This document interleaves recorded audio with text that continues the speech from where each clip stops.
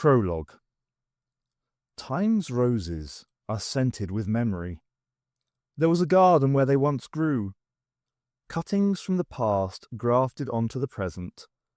Perfumes that recalled things long gone or echoed memories yet to come. Thorns that could tear like carrion beaks. Stems that could strangle and bind like the constrictors in the fathomless pits of the sepulchasm. The garden grew on the tallest summit of the citadel, high above the frosty streets, clear of that endless telepathic commentary of gossip and gibble-gabble that marked out the thoughts of the Gallifreyan people. Sometimes a morass of countless random ideas, sometimes a single chorus united by one urgent conviction, a hope or fear or death wish. But the days of the mob were numbered. The Great Mother was gone. The Pythia was dead, overthrown by her children. And with her died her people's fruitfulness. The Gallifreyans became a barren race. In the long aftershock of matricide, the cursed people learned to keep thoughts and secrets to themselves. They discovered privacy and furtiveness. They taught themselves loneliness. It made them angrier too. A pall of smoke drifted across Pasithi Gallifreya. The moonlit garden on the tower was furled in darkness. A new, harsher light came from below. There were fires in the city. From his place high on the crest of the Omega Memorial, a solitary figure watched the west district of the city go up in flames. The fire had started in the abandoned temple. He could hear the distant rattle of gunfire. Guards drafted in from the chapter houses were quelling the uprising. It was no good. The fleeing dissenters, Rassilon already called them rebels, had taken refuge in the Pythia's temple. He had warned Rassilon 100 times over. That once sacred place must not be violated. If violence was used against the dissenters, then he would up and leave Gallifrey to its own devices. He would never be party to a massacre. Suddenly, the box was back. It hovered in the air just below his vantage point. A flying coffin.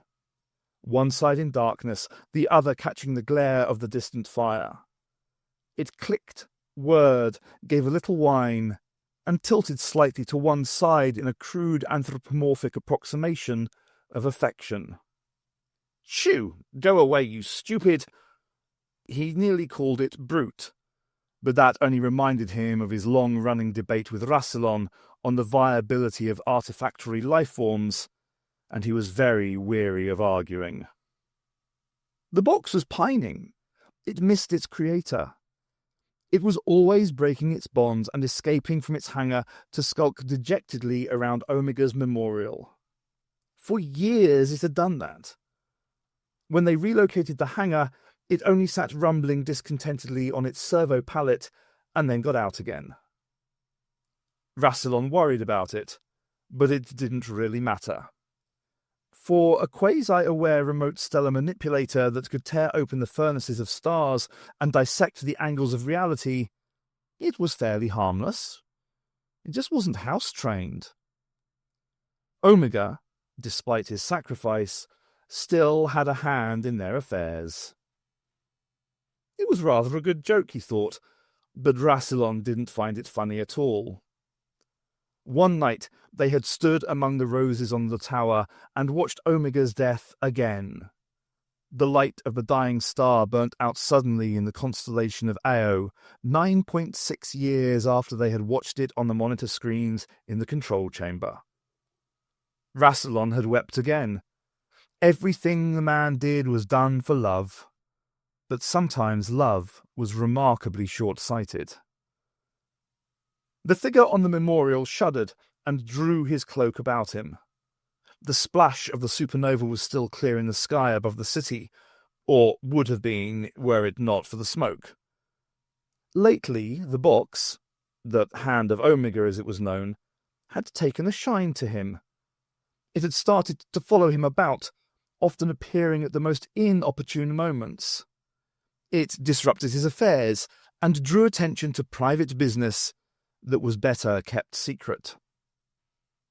Besides, he was bored, achingly bored, with manipulation and power. He longed to be away, free of schemes and other people's ambitions. And, more than that, free of himself. He could cast off this dark, brooding persona more easily than a serpent sloughs its skin. But if he did go, there would be no way back, and Rassilon would be left with absolute control. No checks, no balances. In frustration, he took off a shoe and threw it at the box. The hand of Omega dodged so fast that his shoe seemed to travel straight through it. He stood with one stockinged foot out over the drop. "Well, what will you do, if I step off?" Pointless to ask, really. The box would be there under his foot, ready to catch him. So much for suicide. Selfish brute, he complained. Below, he could see figures skulking in the shadows around the memorial. No rebels these, but agents of Rassilon sent to arrest him. He supposed he should feel flattered? Too good to lose, apparently. In the air he caught the scent of burning flesh.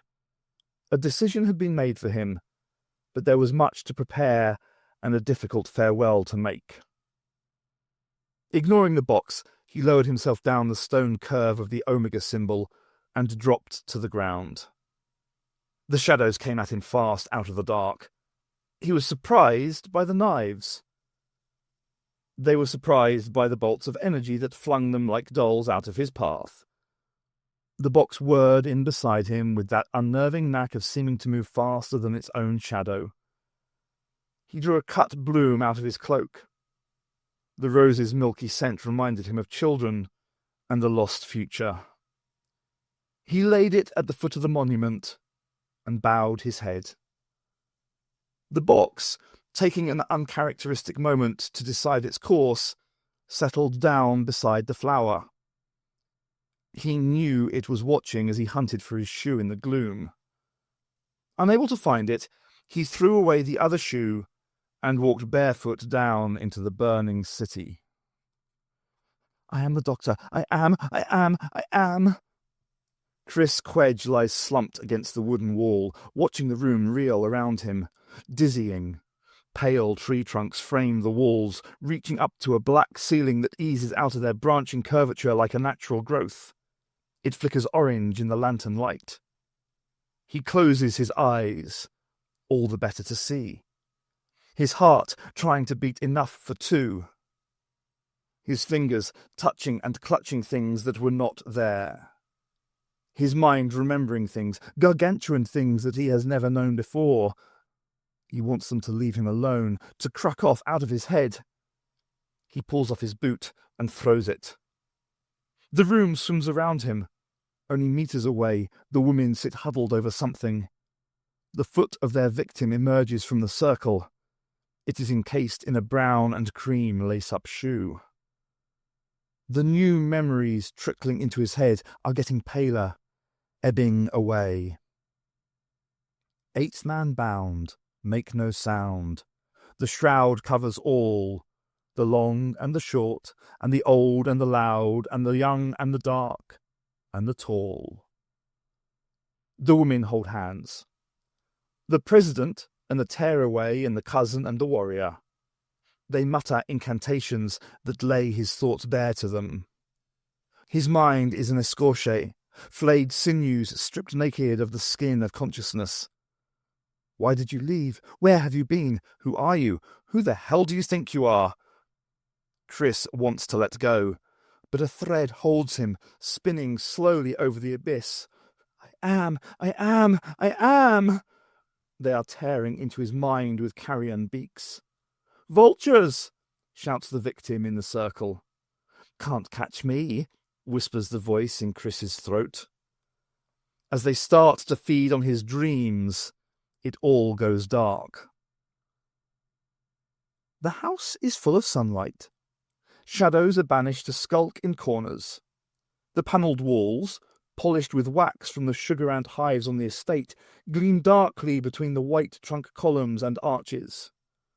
Now and then, there is a lazy creak from the floorboards, or the tiles on the gabled carapace of the roofs. Sometimes a chair shuffles slightly to avoid the passage of a cousin on the galleries. Momentarily, a deep sigh trembles through the arborescent architecture from one end of the house to the other. It sounds like a breath of wind rustling through leaves. The house is dozing, but it is listening too. Scratch, scratch, scratch. And Rassilon, in great anger, banished the other from Gallifrey that he might never return to the world. Then there was great rejoicing through the citadel. But the other, as he fled, stole away the hand of Omega and departed the world forever. Scratch, scratch, scratch. The pupil was needling his name into the varnish of the big desktop. Cousin Innoset's hair grip was considerably more adept at this task than the clumsy chapter house mess blade that old Quences had given him on his last name day. The trick was to see how deep you could carve before the desk protested. "Are you paying attention?" boomed his tutor. "Yes, thank you," he intoned, completing another tricky top stroke. "And the other departed the world forever." "Correct." There was a pause. He was aware of the huge bulk of his tutor approaching the desk, but he had to get the final letter finished. "You see, I was listening," he added, vainly hoping to ward off the inspection. The sunlight from the tall window glistened on his looming mentor's fur. Serrated black stripes on its creamy pelt. He felt the intense scrutiny of the glass eyes as they peered down over its fierce tusks. Flustered, he jabbed a quick accent stroke over the final letter. Too fast. The varnish flaked. The big desk shuddered. It gave what sounded like a woody cough of protest and snapped its lid indignantly, just missing his fingers. "Why are you not paying attention?" The tutor's voice drummed out of its chest rather than its throat. The horns that curled from either flank of its head were big enough to hang a coat from. The pupil swung his legs, which did not even reach the floor, and complained, "Why can't we do something else?" He had formed the habit of answering the tutor's endless badgering with queries of his own. "What does the curriculum state?" The pupil shrugged and looked out of the window. "What about a field trip? We could go down to the orchards. It's so hot, the magentas must be ripe by now." He opened the desk and fumbled through the chaos inside in search of his catapult. "I can shoot them off the branches," he called from inside. "Repeat the family legacy," he groaned. "Then can we go out?" "What was your birth?" "It's boring." "Where were you born?" He closed the heavy desk lid with a sigh. "I was born in this house." His sing-song approach, loaded with a growing contempt for the whole mechanical business of learning by rote, was wasted on the tutor. "The House of Lungbarrow, one of the many houses founded in order to stabilize the population after the Great Schism when the Pythias Curse rendered Gallifrey barren. I was born from the family loom of the house. Each loom weaves a set quota of cousins defined by the Honourable Central Population Directory at the capital." He paused to take an exaggerated breath. Beyond the white wood-framed window, the noonday sun dazzled off the silver foliage of the trees. The tutor tapped the desk with a yellow claw. "The quota?" "The quota of cousins allotted to the House of Lungbarrow is 45. When a cousin dies after her or his 13 spans, a new cousin will be woven and born as a replacement." He stopped again and regarded his tutor. "Continue," it said. "I can remember waiting to be born." He said it deliberately to see how much reaction he could get. "Impossible. That is impossible. You're just a toy. What would you know about it?"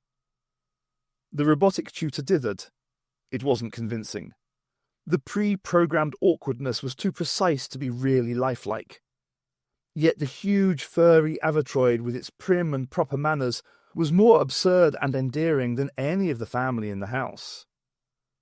The young pupil continued. It was like being all strung out, all unravelled inside the loom. I was spread really thin. Perhaps now you are teaching me, said the tutor.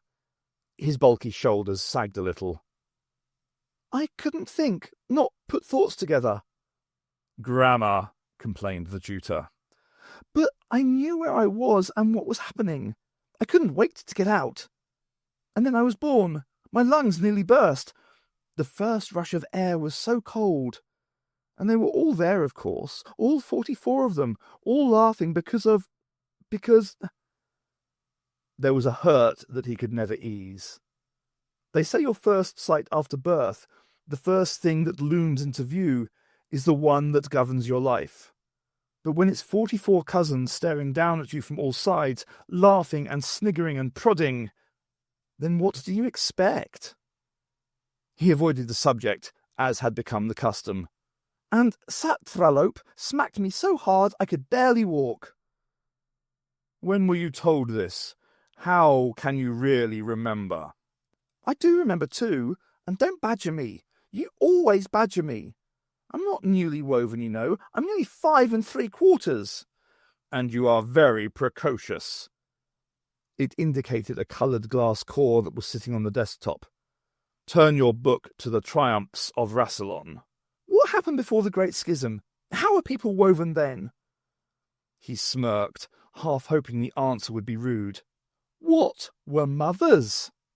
Mothers were women who gave birth to children. What, like the loom does? He gave free rein to his smirk. I bet Satralope couldn't do that. Did the children grow inside their mothers? That's what the taffel-shrews do. There was a nest of them at the back of the pantry, but the drudges found it before I could get them outside. Or did mothers spawn in the river like the songfish? It is my job to ask the questions. What's the point when you know all the answers? How did the children start growing? And why don't all the animals have looms? Why is it only the people? We are studying. Did they have sword fights then with monsters and reptile pirates? The tutor lifted the data core in its heavy paws and began to screw it into the desk's console unit. We are studying the provenance of Gallifreyan culture. It's that nursery rhyme verse, isn't it? And now all the children are born from the loom. You whistle it, and I'll sing it. Isn't it dark? Isn't it cold? Seek out the future. Housekeeper Satralope does not allow singing during lesson times. The young man grimaced. She smells like old cupboards. Quincy's wouldn't mind, and he gave you to me. Ordinal General Quincy's programmed me to encourage your brain buffing. You will repeat the triumphs of Rassilon. Not again, you promised. The triumphs. They're really boring. Commence. The pupil glanced down at a wooden screen that had slid eagerly up from the desk. Without looking, instructed the badger. By rote. The desk retracted its screen with a little whine of disappointment. The young man sighed too and began. Hear now of Rassilon and his mighty works. He who single-handedly vanquished the darkness and... He peered across the room beyond his tutor. Cousin Innerset, what are you doing? The tutor lumbered round with difficulty in the tight space. The big desk flinched. The room was empty. A magenta kernel, fired from the catapult, pinged on one of the badger's curling horns. By the time the furry machine had turned back, its charge had hoisted himself up to the sill, slipped through the open window, and was clinging to a vine that grew up the outside of the house. Tell Innerset that I'll be late for supper, he said, grinning and sticking his head back round the frame. She always makes the best excuses when Satralope's on the war wagon. Leaving his shaggy tutor in a state of bumbling perplexity, he scrambled down the vine and ran out into the sunlight, through the long, lush grass.